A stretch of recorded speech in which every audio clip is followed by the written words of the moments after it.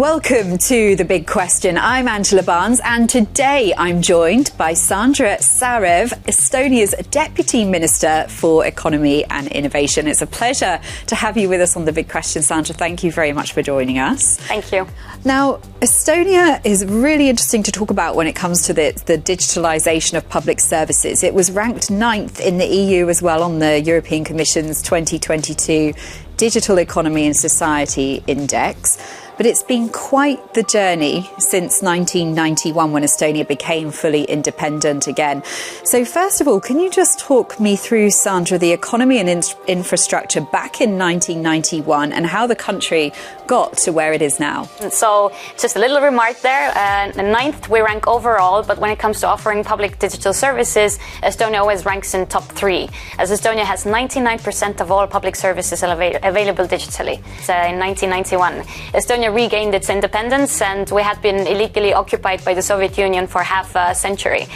So for 5 decades, there was virtually zero economic growth.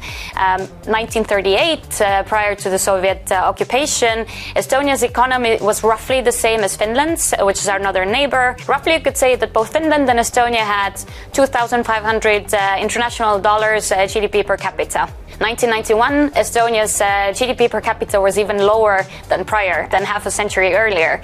So roughly 2,000 euros per capita. So you can imagine half a century of virtually no economic development compared to Finland, for instance, who had half a century to have economic focus and support. And their GDP per capita by 1991 was the same as Estonia's is today. So around 28,000 euros per capita GDP. So yes, this half a century didn't bring us any new developments. Our infrastructure was outdated. There was virtually no free economy. You know, it was a communist era in our history. So we had to have a fully fresh restart back in 1991. And luckily we had very young, fresh politicians at the time who thought that Estonia is going to need to do something different. And we did. Was it necessary to build public infrastructure the way that you have done? And how do you think it has put Estonia ahead? So half jokingly, we say that we were too poor to afford anything else, which is, in the same time, it's also a correct thing to say. So we skipped a lot of the steps that people were doing in the second half of the 20th century. So we went virtually from 1940 to the new era of technologies. We realized that we need to be efficient, which is one of the keys why Estonia is so digitalized in the first place. Digitalization brings you actually efficiency because you can do the same things with less resources, with less workforce. Estonia is only a country of 1.3 million people. You imagine we're not so big, but we don't like to be called tiny, we like being called compact. So we had to adopt digital systems in order to offer services in a more efficient way. The very first digital service that we had back in the year 2000 was actually tax declarations. So instead of queuing in line, we digitalized the service, and nowadays it takes less than 5 minutes to declare your taxes. So efficiency. But the private sector hasn't subscribed in the same way, has it? Why do you think that is? Is it to do with the trust and digitalization or something else? No, not at all. I mean, still, all of the companies are set up online. You cannot even set up a company, physically on paper somewhere, and still all the taxes are declared online. But the use of digital technologies, I think, has to do with the fact that we have so many companies. As I mentioned, every 10th Estonian has their own company.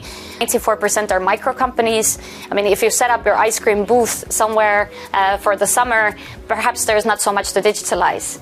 So I think this is where the secret lays. Why we're not so digitalized in the business sector is because we have so many companies, and a large sum of them are small companies. What do you think other EU member states could learn from how you have progressed and how you've digitalized completely your public services? Well, I don't know if I'm allowed to say this on air, but Estonia has something called the Skype mafia. So Skype was set up initially in Estonia, and nobody uses Skype anymore, but it was very popular, let's say 10 years ago, 7 years ago. And so Skype was set up in Estonia, and those guys who were the early guys and girls who were the early employees at Skype, they went on and they built their own startups and companies. And Estonia has 10 tech unicorns, which per capita is the most in Europe. Europe. And those people who built Skype then went to build on their own companies, and those companies of the first gen then went on and built their second gen companies, and now we're already third gen Skype companies. And this community is very, very tight. Estonia is a compact country, if you remember, so people talk to one another and they give advice, and this is a breeding ground for startups, if I may say so. That's really impressive. 10 unicorns in Estonia, Yes. and that is impressive per capita.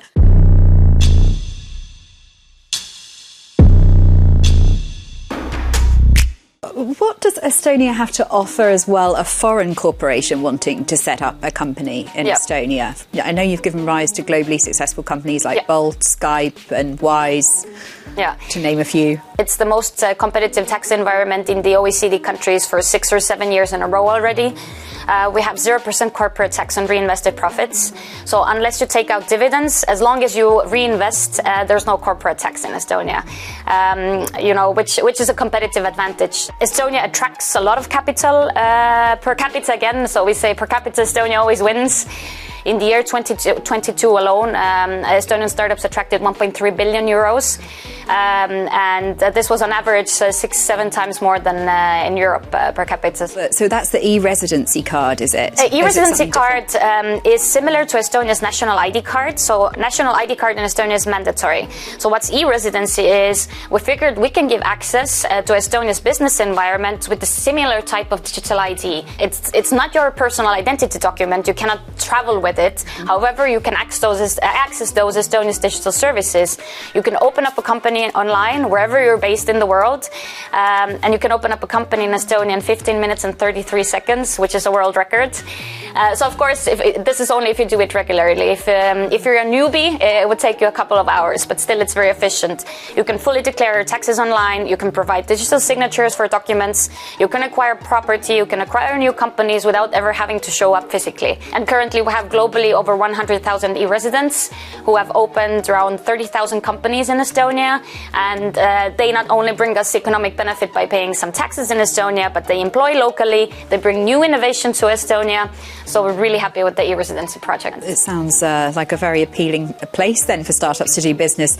And Estonia is relatively small, as we've said. Do you think that's made it easier to create digital services?